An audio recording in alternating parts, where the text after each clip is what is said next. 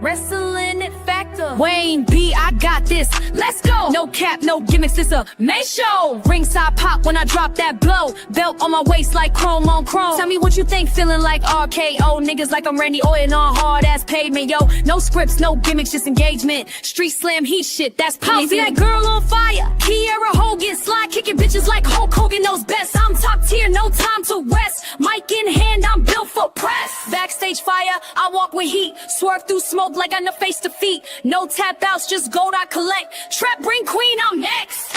I'm in the ring where the legends roam. Trap ring queen, this is my throne, bitches. Top rope jump, now your cover's blown. Mic drop hit like a grindstone. Wayne B lit and now the crowd just flex. Bar for bar, I demand that check. No tapped out, I rise from Rex. Trap ring queen, I'm next.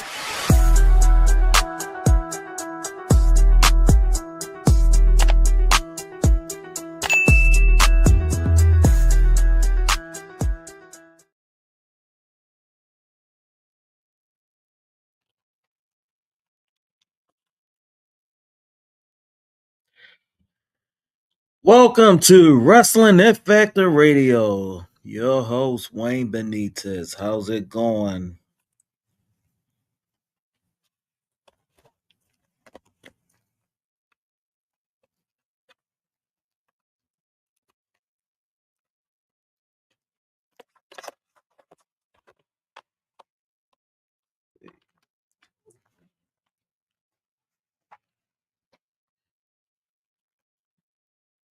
Let's text it.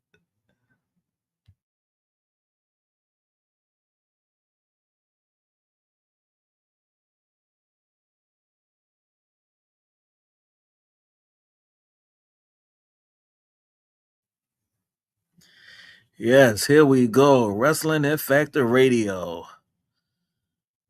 Your host, Wayne B. How's it going? Yes. We're gonna send a message personally made to TNA owner Leonard Asper.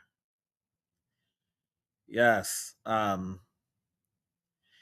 He been making bad decision making moves in his office. The biggest one was firing Scott D'Amore, and which Scott D'Amore was the brainchild between how TNA much got better on and every time he becomes head of creative and also the vice president of TNA. And he looked it out for wrestlers. He gave them affordable contracts, good deals. But he started being cheap with contracts, Leonard Asper, and fired him. And ever since then, have been mostly a lot of 3 or 6 month deals, more than 1 year deals or 2 year. And it's time for him to make the change. And he got Jericho's advice that time in 2017, that time when Jericho got fired from the company. And Jericho said, won't you bring in Don Callis and Scott D'Amore? And bam, no brainer. And the show start improving better and better.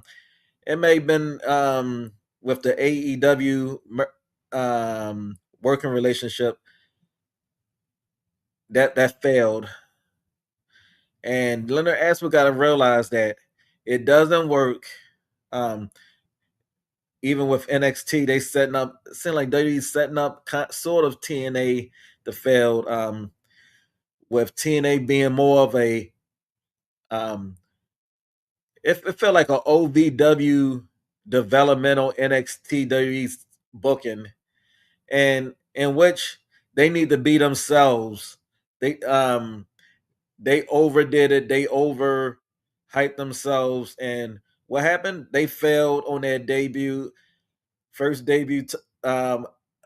debut for a network, they never done is they was always successful on the first show, from Spike TV to even Fox Sports Nets,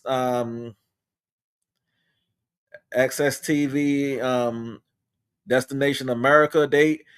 It was much more of a success for those their debut, but this one should have should have in the pants right there with the rating, 173,000 viewers, um, which is fair and but still disappointed number with all the hype. And one of them, they people don't want to see Sonya Deville, a mid carder that couldn't work as even the Hill GM. We don't need that. The stigma. TNA was a better alternative with these Hill GMs. It doesn't work. And doing a dual one all of a sudden, just like WWE. And also, they bringing in ex wrestlers. I mean, Candice Michelle. Who gives a fuck? A flying fuck. She wasn't even a good worker to me. The Divas era, and it's just the show was a mess with C actors from AMC's TV shows at the front row with basically empty seats when the venue had 3,000, but half of the building was still empty, so they showed this seats from that, and these so-called content creators with empty seats. The show was a fucking D minus. What the fuck? You had everyone from Dave Meltzer all the way down. Of course, the Jim Cornette and myself, Wayne Benitez. We saw it. We saw it. It was nothing but a nut job. And Leonard Asper, I'm telling you that you telling you. I just hope that's not true. For $10 million a year for that TV deal, you for a 3-year deal, a total of 30 million. I just hope that's not true because your one of your buddies, Carlos Silver, still keeping his mouth shut about the number. Um,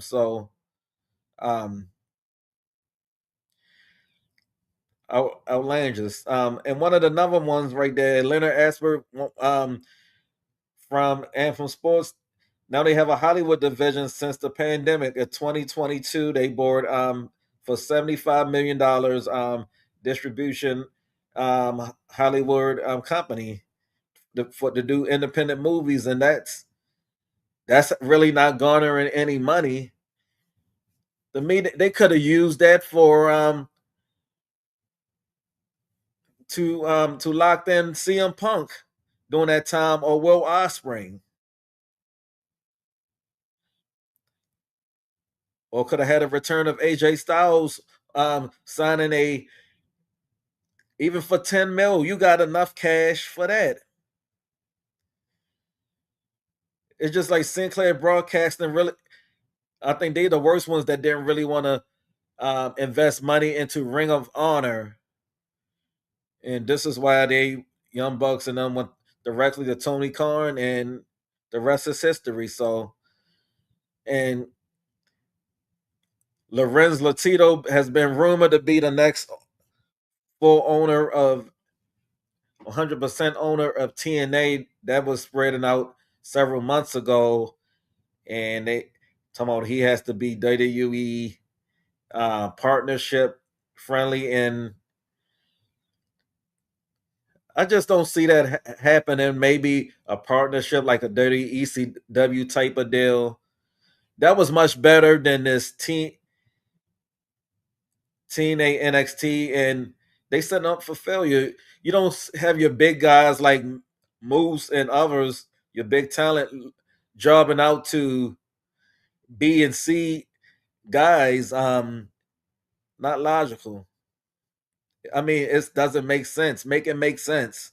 Okay, Trick Williams slided, but still, it kind of fucked up the modem. Uh, the thing with Santana and stuff. That's Slammiversary.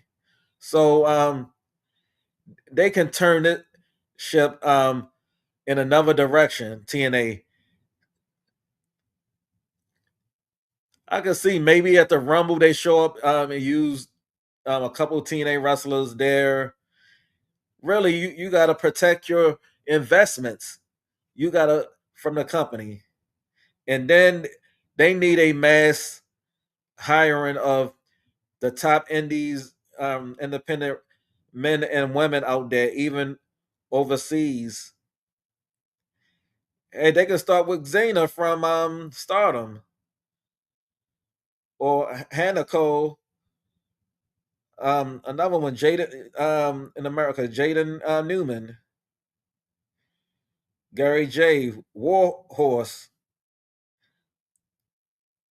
Domi Exo. I don't think she's signed right now with MLW. Got to check. So Tony Deppen,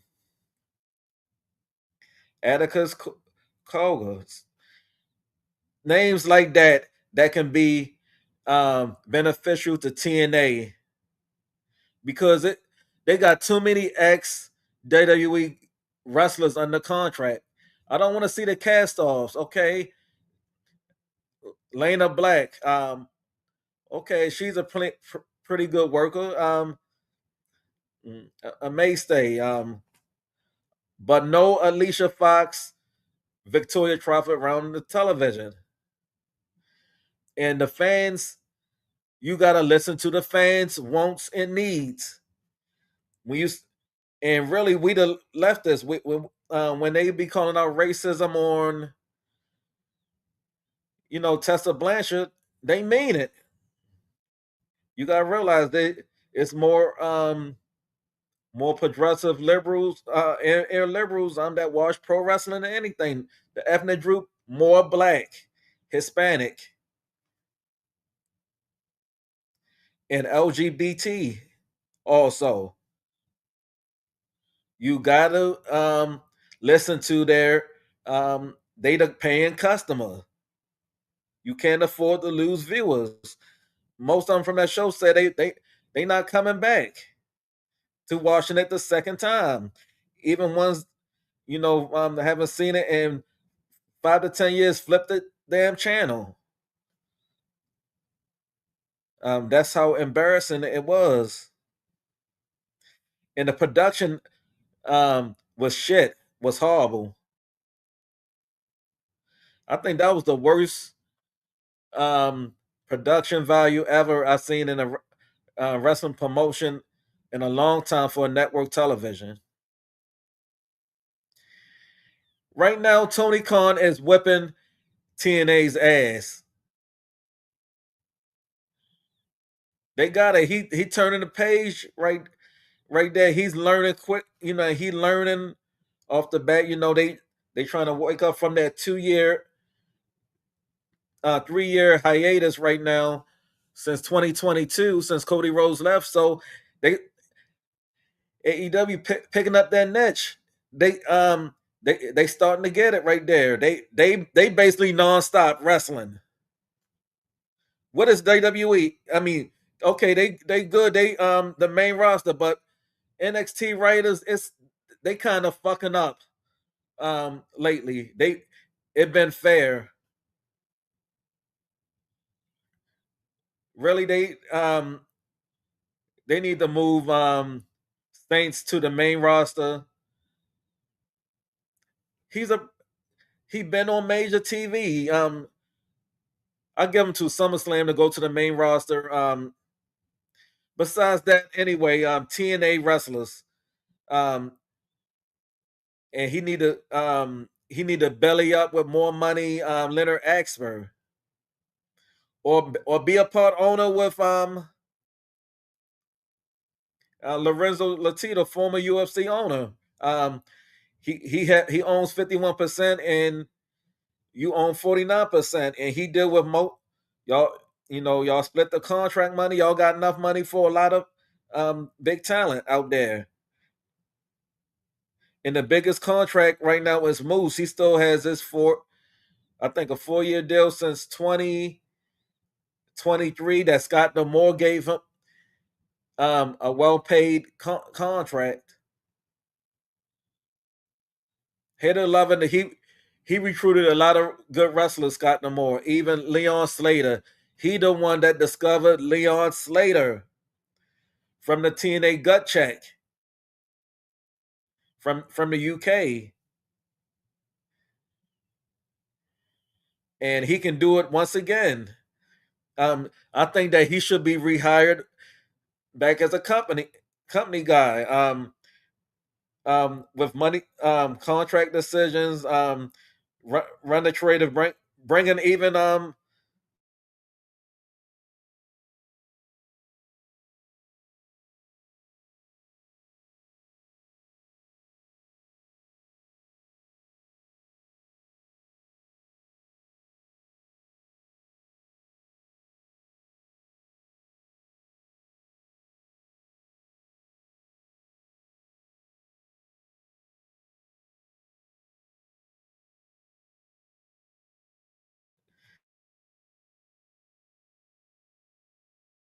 ones that work behind the scenes for House of Glory.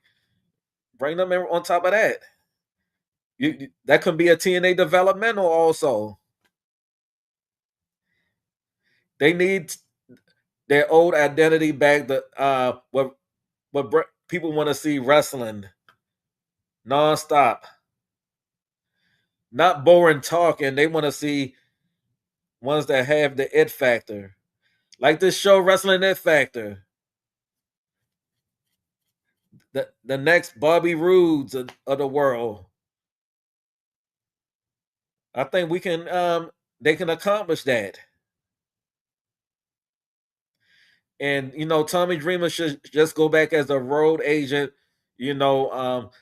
Has this side of portraitive, and he's out of touch with the product. It seems he's too much of a WWE ass kisser to them. We don't need that. And also, um,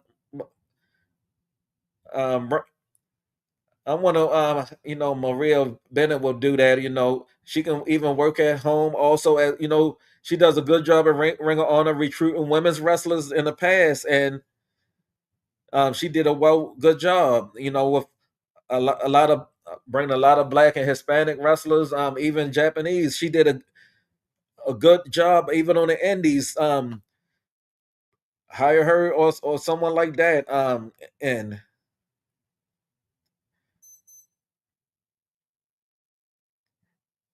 And it's like even with Leonard Asper purchase, I think it was 60 million for Avencia women's MMA group. The man got money. He's a billionaire. He's worth over $2 billion. If he stopped being a cheapskate to the wrestlers, invest in the product. They already got a marketer they spent on. That was a right move from last year. They got a huge marketing director that deal with Coca-Cola advertisements and other things on national media. They've been a good job. They've been filling up arenas with that. Even besides, I get a little bit credit to to the WWE partnership, but still, AJ Styles, the first one it worked. The second one, it wasn't nothing. No wrestling. You would think that he would announce he's going to do a wrestling match or intervene with Kazarian for a pay-per-view match this year. Nothing. And I have that feeling that TNA ratings going to drop way down for this second show since it been a negative throughout the whole internet social media world. It's like you instead of uh, um a luxury dinner, it's a shitty dinner with piss. Besides the with no champagne, the champagne really tastes like piss. That's what I'm. That's what I'm saying. It can do better. Um, I know it can.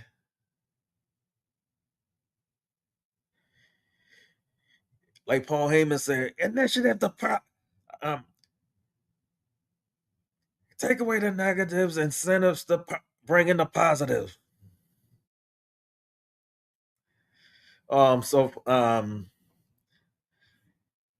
it's like TNA. It's just time for them to distance themselves mostly from WWE to NXT brand and start building up their own product for peak's sake. And they better make it real fast too. Especially even getting this um their belts off of NXT wrestlers. Stacks, I don't give a fuck about Stacks. In this bullshit dirty angle with him, Santino Morella's daughter, going there, even if it has to be outside um con- now contract wrestler come in TNA to have a big boost um and actually do a surprise win over Stacks. That will never be that'll be a good right there. Another good booking thing right there. You got a new star, so um, that's another thing. And I've been sending TNA my ideas, even with a women's faction coming in with the Kiera Hogan being there, the lead woman called DEI. Instead of like this, but this time it will be like instead of these you know uh, ethnic diversity thing, it will be devastated equality incorporation. And I have even a lot of indie women um, like Zaya Gomez, Promise Braxton out of Reality Wrestling. She been on this show before. A lot of them, and I think it will work um, on television with seven women coming in as mass wrestlers at first, turn the shit up, and even finally putting the nail in the coffin for NXT women. Just they just get four four or five NXT women get knocked out backstage or something like that, and they've been known for weeks or two. So like the Aces of Ace, but much better with them revealing their mask real fast with Kiera. Then after that they and what's their purpose and everything. It will make sense, and you gotta leave a cliffhanger on all your shows. TNA. I know you ran out of time, but that's fucked up. On your debut, you don't supposed to run out of fucking time. You're supposed to leave with a fucking cliffhanger for next week, bitches.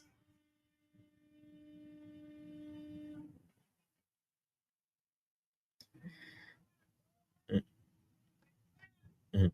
This is my rant and rave. I just want to see. I hate criticizing them, but I want to see every wrestling company do well, even NWA and Ring of Honor. They keep. I mean, not Ring of Honor, Major League Wrestling, they keeping it going. Court Bauer is a good booker, and they making good adjustments, with their a lot of losses to AEW, the WWE from their wrestlers. And another thing, Richard Holiday is rumored to be in TNA. Some of the wrestlers in the back been vouching for their to Tommy Dreamer and Tompkins to bring to sign them up, to bring them in.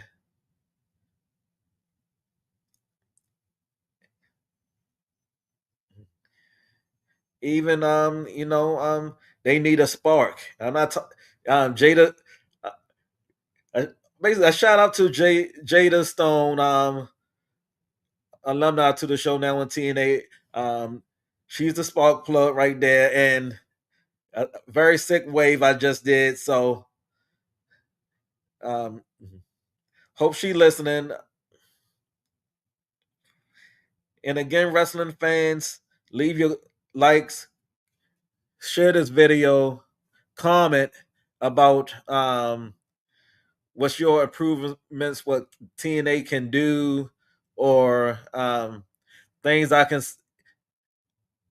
go along to email Leonard Asper, the owner of TNA Wrestling. Yes, I'm gonna email him in the next coming days. Already put out my statement, so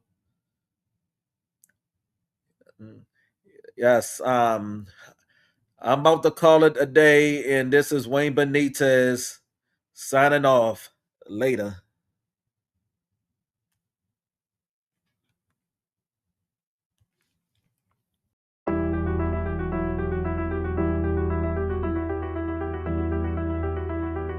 Wrestling it factor. Wayne B, I got this. Let's go. No cap, no gimmicks. It's a May show. Ringside pop when I drop that blow. Belt on my waist like chrome on chrome. Tell me what you think, feeling like RKO. Niggas like I'm Randy Orton on hard ass pavement, yo. No scripts, no gimmicks, just engagement. Street slam heat shit, that's power. See that girl on fire. Kiera Hogan, slide kicking bitches like Hulk Hogan knows best. I'm top tier, no time to rest. Mic in hand, I'm built for press. Backstage fire, I walk with heat. Swerve through smoke like I know face to feet. No tap outs, just gold I collect. Trap ring queen, I'm next.